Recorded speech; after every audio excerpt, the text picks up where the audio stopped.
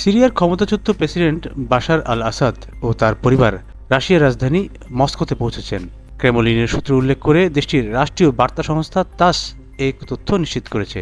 খবরে বলা হয়েছে, মানবিক দিক বিবেচনা করে আসাদ ও তার পরিবারকে রাজনৈতিক আশ্রয় দিয়েছে রাশিয়া। ক্রেমলিনের একটি সূত্র বলছে, রাশিয়া সবসময় সিরিয়া সংকটের একটি রাজনৈতিক সমাধানের পক্ষে ছিল। তারা জাতিসংঘের তত্ত্বাবধানে আলোচনা পুনরায় শুরুর জন্য জোর দিচ্ছে।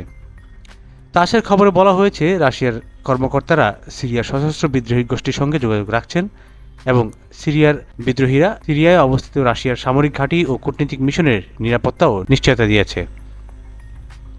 এদিকে সিরিয়ার পরিস্থিতি নিয়ে আলোচনা করতে জাতিসংঘের নিরাপত্তা পরিষদের জরুরি বৈঠকের আহ্বান করেছে রাশিয়া।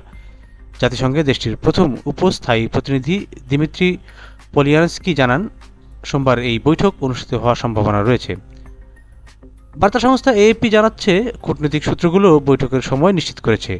পোলিয়ানস্কি বলেন, আসাদ সরকারের পতনের গভীরতা এবং এর প্রভাব রাশিয়া ও মধ্যপ্রাচ্যের জন্য কী হতে পারে তা এখনই বলা কঠিন। তিনি আরও জানান, গোলান মালভূমির জাতিসংঘ নিয়ন্ত্রিত নিরস্ত্রীকরণ অঞ্চলে ইসরায়েলের সাময়িক দখল নিয়েও আলোচনার সম্ভাবনা রয়েছে ওই বৈঠকে।